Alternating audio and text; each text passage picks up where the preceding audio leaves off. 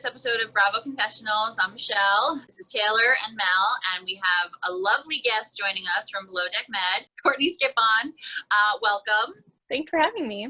I have to, first and foremost, I really have to say that I feel like you are a genuine role model to women.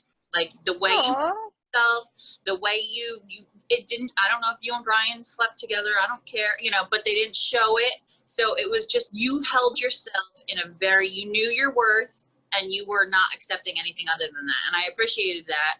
And even at the reunion, you were like, I am not, don't even go there. Like, that is not a thing. Like, so for me, you see a strong woman and actually holding your ground and knowing your worth, you're a good woman. That's so flattering. Thank you. I did my best, but I don't know. I'm all bashful now. Don't be.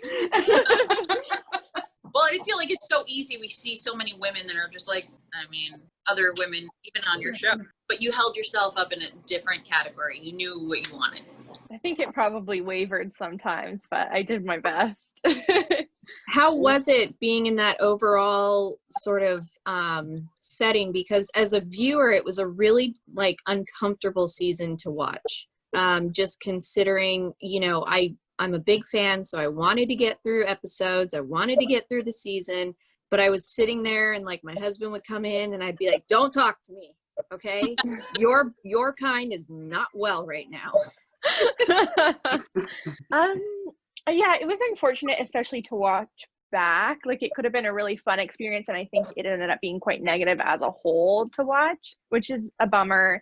At the time, it's obviously more dispersed than it is. It's very intensified and saturated when they edit it down to very small incidents for the season. There's so much that happens that isn't shown, obviously, and there are fun moments, and especially between me and Kate, we had so much fun together. So it was a bummer that we didn't get to see more of that, just in lieu of having to show the more negative parts, which I think are really important. And I'm certainly glad that they showed that, but it's just I got the worst season ever. Yeah. So how did that actually, was it as bad? I know Brian kind of got a bad rap and Kevin kind of got a bad rap. Was it more so Ashton, or is it I don't know. I feel like I didn't really see Kevin as too much of a negative, but maybe it was all combined. It definitely was a combination, a group effort that made it, I think, so unpleasant. But individually, there are obviously issues. I really enjoyed working with Kevin for the most part. He has a personality type that I think I was really able to handle well. But that's coming from the perspective of a second or third stewardess, where I don't have the responsibility to of the guests as much, whereas Kate has the pressure to have to tell Kevin what has to happen, and I can easily overlook things. I don't have to address them. So that's where they, I think, had more issues. I didn't realize that he hated her so much, and a lot of the things that he said, I think, were outside of personality traits that I knew of him. And I was why are you saying that? Because I do like Kevin, so I don't know. I was a little disappointed in some of the things that he said and did. See, I felt like the two of them, it was two really strong-willed people going head to head. Mm-hmm. And that Kate knew how to push his buttons, and then he would push them back. But I felt like it was just oh my God, these two people are end up wrong. But and they certainly did get along for certain parts. We would all have good chats in the galley. He's working right next to us in the stew area, so you're chatting with the chef probably most often, aside from your other interior coworkers. And so it surprised me, because in front of me everyone was really nice to Kate, and then to find out afterwards, so there's so much that goes on that I don't see. I'm only seeing my little zone, and then the camera's filming everything 24 hours a day. There, you can't possibly keep up. So it was a really big surprise to me to find out how much animosity there was towards her from everyone. I don't know where that came from. Do you get along with Kate? Are you still in touch with Kate? Yeah, I talk to her literally every day. I felt like there was such an immense amount of tension. It was palpable through the screen even. It was this is, guys, boys, you got to get it together. It was just as a viewer, it was super tense. So it was unfortunate that the entire season was kind of clouded by that. Yeah, exactly. I was rewatching today, and it was the episode with the van afterwards, and you start crying in the van. And I was literally sitting in my bed with my dog who just got fixed yesterday. So I'm like, I don't know, extra nurturing Coddling her. Yeah. And I'm just like sitting there crying because like it sucks to feel like how you felt. Like you're trying to like just be nice with this guy and it's just not the person that maybe you thought or hoped you would be. I don't know. Yeah. It's gross when people come out of their shells. We'll just say that. No, it was a real like emotional roller coaster for me that night. I think it was just so many ups and downs. Like, what is going on and why am I being yelled at? Yeah. Oh my God, did you see anybody eating bats there? No. It was just like a fleet. People keep asking me and they're like, you were at a wet market. I was like, we were not at a wet market. We were at like there was like trinkets. So on that, you talk to anybody else from your cast besides Kate? No. Like through the season, I chatted to Kevin a little bit. I chatted to Simone. I talked to Riley occasionally, but I talked to Kate the most. That's very interesting. She's got a new show coming out too, right? They said on Bravo. Kate? Yeah, it's a digital show. Yeah. I understand. I mean, you just said that you've talked to Simone or you have in the past, and that's kind of interesting to me. I think Simone it was a difficult character for me just because I just don't think that they put her in the right light. They didn't really give her an opportunity, to be everything that she was saying she was. We didn't get to see that translated into her behavior or even the way that she was speaking. So it was just kind of like, by the end of it, she's feeling that she didn't get that. And I'm thinking, I don't think it was just Kate doing that to you. I feel like it was editing and just certain situations. So yeah. Sometimes they showed her out and she wasn't a big drinker, I guess, because she said that she wasn't a big drinker. But they showed her out and she was like genuinely having a good time. But those were like small little clips that I wish we got her a little bit more lively, like, Oh yeah, she's fun. She loves to dance. It does. Like, you go. You're doing amazing, sweetie. So how do you think the overall, do you think the guys actually walked away from, especially the reunion, with like a change of heart?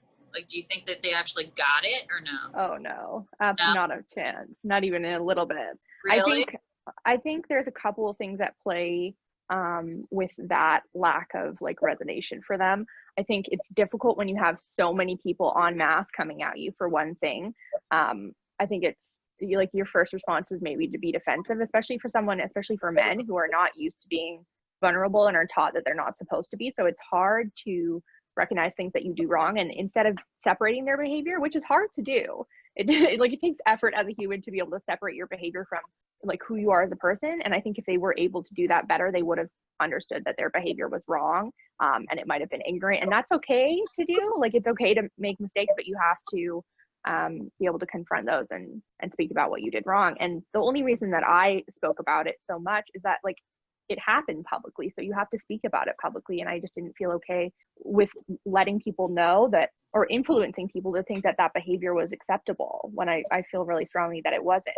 Like, I was so happy to see you call him out like that during the reunion. Like, I don't know, kind of sometimes on the show you came off as like a softer, quieter maybe, but during that reunion it seemed like you were like, yes, this is my time, and they're going to hear it and they're going to go home and they're going to know that I don't even want to see them after this. Like, yeah. There were certainly many incidences, especially with Brian, but as far as everyone else, I wasn't really privy to what was going on because I have other jobs and I'm not really aware of everything that's happening. But as far as my interactions with Brian, I certainly voiced that during the show. It just wasn't really aired as much. But I was extremely frustrated. But it's hard when you have someone telling you, and other people as well, like invalidating your feelings. And it was definitely a learning experience, and I hope to continue to listen to that more. I mean, I have to say, I kind of liked you and Brian together until it was like a switch was flipped in him. Times that he was like cuddling up next to you and it was like cute, but then other times he was just like, he turned into like Team Ashton and just started like going on a rampage. And I was like, where does this guy, he reminds me of an ex-boyfriend of mine, but I'm proud of you for sticking up for yourself and knowing that you're worth more than that. So I appreciate it. Thanks. Have you watched any of this of the most recent season, the sailing yacht? I watched the first 2 episodes. but it's a lot of below deck for me. Like, it was a really draining season, and I was kind of like bravoed out. So I haven't really kept up with it, to be honest. Yeah. So what are you up to these days? Not too much. Nothing. I've tried to be like a little more productive recently. I've been working on my French. I lived in France for a little bit, and my French is like not that good. It's conversational, but I'm not self-motivated, so I'm trying to work on things that require me to motivate myself to do them consistently. So that's what I've been doing. I've been doing yoga every day. I've been working on my like first level of wine certification, reading, like whatever. Like, you want to be like a sommelier? No, I mean, not necessarily, but it's just something that I'd like to have more. I like to be knowledgeable about things that I enjoy. Cool. So I'd like to dabble in that a little bit. Nice. Do you ever talk to Anastasia? Yeah, she has like her little live thing. I'm going on that tomorrow. Oh, cool. I was gonna say, I know she's super into her like Pinot Noir, and now she's into the rosé thing, and she's getting like these wine deliveries. So that's cool. We talked to her the other day. She's so funny. If you have to like check out our BravoConfessionals with her, and even if you just fast forward to like 35 minutes, you won't be disappointed. It is the funny thing. It was kind of yeah, I really like her. So we have one more question, unless you want to say anything else, but I always ask this question: who would be your quarantine? If you had anybody from Bravo that you could be stuck in quarantine with for five people, who would it be? From Bravo, like all Bravo shows? All of Bravo, whoever you would want. Even if you've never met him. Yeah. I don't really watch like Bravo religiously enough. Like, I'm a background watcher. I'd obviously have Kate. I'd have. You can go outside of Bravo. I think I'll allow it. Yeah. But like where? Where am I going? TLC. 90 Day. That could be a little scary. Definitely not. Oh, that weird Ed guy. No. Big Ed. What housewife would I have? Maybe Bethany? I don't know. I'm not like a watcher. Who do I like? I like Leah. Yes. Love Leah. Okay, this is pretty much the format for us structuring our quarantines. What can they provide? So like, my main is going to be Lisa Vanderpump. We are all going to be at her house. Oh, so gorgeous. like, duh. Yeah. So think that way. What it's not what you bring, it's what they bring. Okay. I bring absolutely nothing. They're like, who invited this chick? Like, what? Where is she from? Okay, so I'd have Kate. I mean, hilarious. Loves to drink wine. We would hang out. I would also have Stassi from Vanderpump. Yeah. Stassi and Bo, because like package deal, and they're really cute. And then I guess we're having no, we're not having the cast of Vanderpump at my quarantine. We don't want that. I don't know. I like Leah from Housewives, so we'd have her because I feel like she's cool and she'd drink wine with us. And then maybe we should have another man so that Bo's not like hanging out alone. But who? Surely who? Oh, Schwartz. No.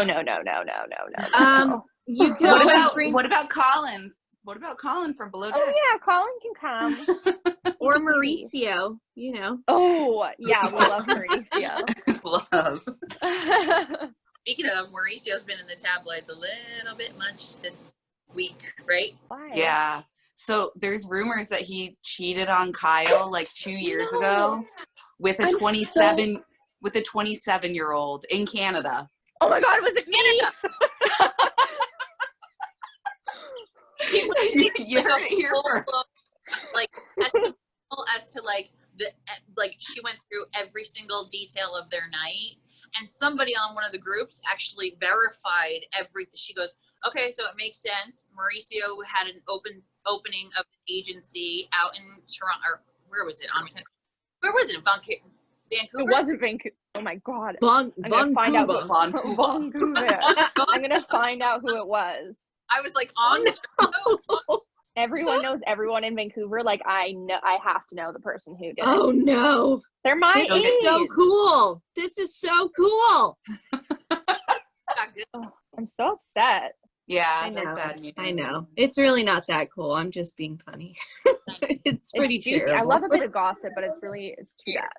when it comes to people with like homes and stuff and like and children, yeah, I'm kind of like, oh, that sucks. Yeah, let's not. And they were so cute She together. agrees. I mean, they are, but that's a bummer. It was a little sad because Mauricio, we just love Mauricio. He just seemed like I know. But such a good husband. Classic Vancouver. God damn it. I have to find the post and like tag you in it of like who the girl said, just so that you can see like, hey, get to the bottom. Dying to know. You'll pull a detective work. And of course, she told everyone. What a geek. No. Right. So is there anything else that you would want to say or add or just tell anybody in the Bravo world about you? I don't think so. I don't know. What's nothing to tell. Well, so your video of you, I reposted it in my story last night, but your video of you like getting ready to like record something is exactly me every time I go to do something. And even when we do these, I'm like, okay, what are we called? Like, it's so hard. It's ridiculous. You're like, wait, what is my name? No, what do I make up words? Like I can't. They're like, just send me like a 1 minute, like 45-second quick video, and I'm like, you're joking. Like the 10 seconds is my absolute maximum before I mess up. I'm like drooling. I don't know like words. It's insane how bad I am. You're gonna say Vancouver, like yeah, it's exactly that. So you're amongst friends. It's fine. I'm so glad to hear it. People really connected with that, so I was like, thank God I'm not alone.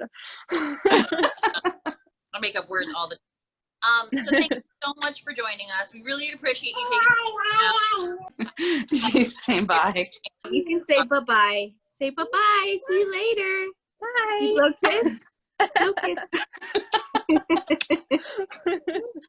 Thanks for having me. Bye. Thank you so much for joining us. Thank you. Do your elephant. Oh. Do the elephant girl. Do it, girl. Do it, Riley. Yay. All right. We'll see you later. Bye.